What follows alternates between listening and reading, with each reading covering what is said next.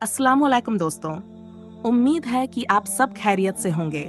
अगर आपको हमारा कंटेंट पसंद आ रहा है तो हमारे चैनल को सब्सक्राइब करें और बेल आइकन को दबाना न भूलें ताकि आपको हमारी नई वीडियो की अपडेट सबसे पहले मिले। अपने दोस्तों और परिवार के साथ भी शेयर करें। जज़ाकल्लाहु खैर और हमें अपनी दुआओं में याद रखें।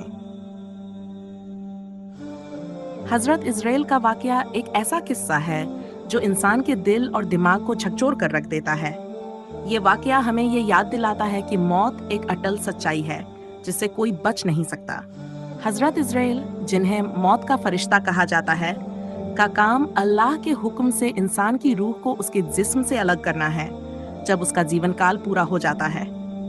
कहानी कुछ यूं है कि एक आदमी जो अपनी दुनिया के कामों में पूरी तरह से व्यस्त था, एक दिन अपने घर में बैठा हुआ था। वह अपनी जिंदगी के सपनों और योजनाओं में खोया हुआ था। सोच रहा था कि उसके पास अभी बहुत समय है। वह अपने घर और परिवार के साथ खुशहाल जिंदगी बिता रहा था, लेकिन उसे इस बात का एहसास नहीं था कि मौत उसकी तरफ बढ़ रही थी। उसी समय हजरत इज़राइल एएस उसके सामने प्रकट होते हैं। उनका आना एक अजीब सा सिहरन पैदा करता है। जब उस आदमी ने उन्हें देखा तो उसके चेहरे का रंग उड़ गया, उसकी सांसें तेज हो गई और उसकी आंखों में भय का भाव आ गया। घबराते हुए उसने पूछा, तुम कौन हो? हजरत इज़राइल ने शांति और प्रेम से जवाब दिया, मैं इज़राइल हूँ और तुम्हारी रूह लेने आया हूँ। तुम्हारा समय अब पूरा हो चुका है। ये सुनते ही उस आदमी का दिल टूट गया। उसकी आवाज में दर्द और विनती थी। उसने कहा, नहीं, अभी नहीं, मुझे और समय दे दो। मैं अभी मर नहीं सकता। मेरे बहुत सारे काम अधूरे हैं। मेरा परिवार है जो मेरे बिना अधूरा रह जाएगा। मेरे सपने अभी पूरे नहीं हुए। हजरत इज़राइल ने नरमी से कहा, मुझे अल्लाह का हुक्म मिला है कि तुम्हारी रूह को ले जाऊं। जब समय आता है तो एक पल की भी मोहलत नहीं दी जाती।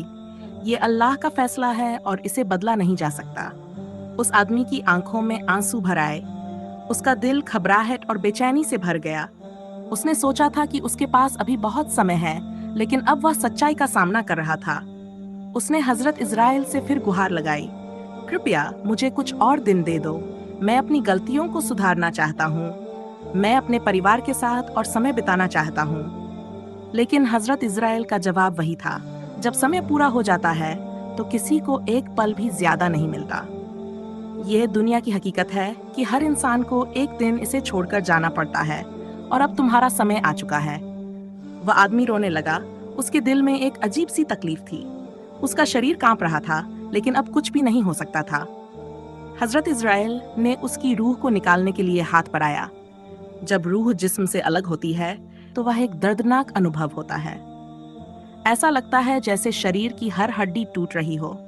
उसकी सांसें थम गईं और रूह शरीर से निकल गई। जब उस आदमी की रूह फरिश्ते आसमान की तरफ ले जा रहे थे तो उसने नीचे देखा। उसने देखा कि उसका परिवार उसकी लाश के पास बैठा रो रहा है। उसका दिल चाहता था कि वह उनसे बात कर सके, उन्हें बता सके कि मौत कितनी नजदीक होती है और समय का कोई भरोसा नहीं होता। लेकिन अब वह कुछ भी नहीं कर सकता था। उसने दुनिया को हमेशा के लिए अलविदा कह दिया था। यह वाकया सुनकर हर इंसान के दिल में एक अजीब सा डर पैदा होता है। हजरत इज़राइल का आना हमें यह याद दिलाता है कि मौत हर इंसान के लिए तय है। हमें अपनी जिंदगी ऐसे जीनी चाहिए कि जब हमारा समय आए तो हमें कोई पछतावा न हो। जिंदगी एक इम्तिहान है और इसका असल परिणाम मौत के बाद होता है। हजरत इज़राइल का ये वाकया हमें एक गहरी नसीहत देता है।